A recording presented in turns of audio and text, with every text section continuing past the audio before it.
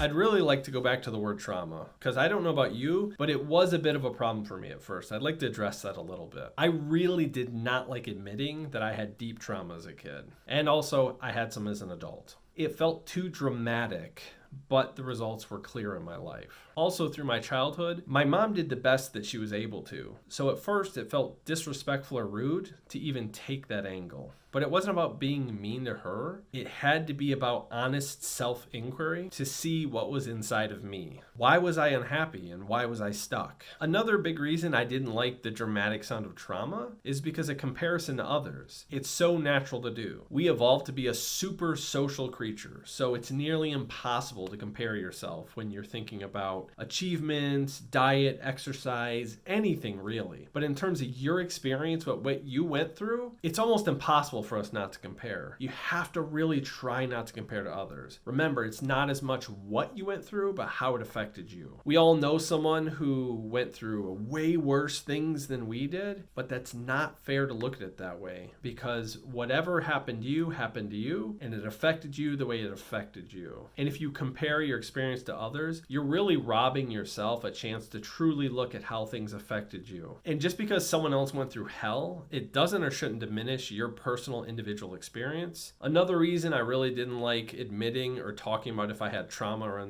unresolved issues, honestly, is societal indoctrination. So it's a hot topic about gender, masculinity, femininity, and I'm not here to get into that, but I was a child of the 80s and 90s. We got bullied a lot, and if you showed any weakness, you're a wimp, you're weak. So that was definitely a tough thing for me, and it definitely helped me hide a lot of feelings that I had. And in the end, one of the most vicious things that I realized is if you take all those reasons that I didn't like admitting I had trauma, in the end, I sort of indoctrinated myself. I talked myself out of thinking that I didn't have tough times or trauma. I didn't have it worse than this person. Once I indoctrinated myself and I still felt terrible about some things in my life and I wasn't able to look outside of myself for the reasons, in the end, I subconsciously just blamed it on myself. And I thought, well, it has to just be me then. And unfortunately, what that brought on was decades of self-hatred, depression, and self-medication. I don't know if anybody else can relate with that.